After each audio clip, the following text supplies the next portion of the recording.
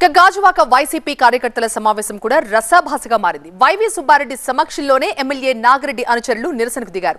నాగిరెడ్డికి మళ్లీ టికెట్ ఇవ్వకపోవడం అన్యాయమంటూ ఆయన అనుచరులంతా నినాదాలు చేశారు. అయితే సామాజిక కోణంలోనే బీసీ నేతకు టికెట్ ఇచ్చామన్నారు వైవి సుబ్బారెడ్డి. నాగిరెడ్డికి ఎమ్మెల్సీగా అవకాశం ఇస్తామంటూ వివరణిచ్చారు.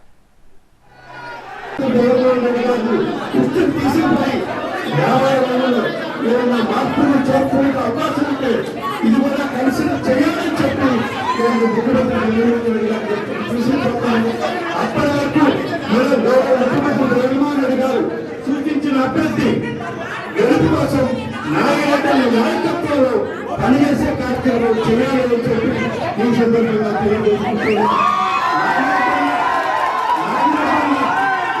నాగిరెడ్డి మీకందరికీ కాదు, వైఎస్ఆర్ ఫ్యామిలీ, వైఎస్ఆర్ పార్టీ కుటుంబానికి కూడా పెద్ద దిక్కుగా మేము భావిస్తున్నాం.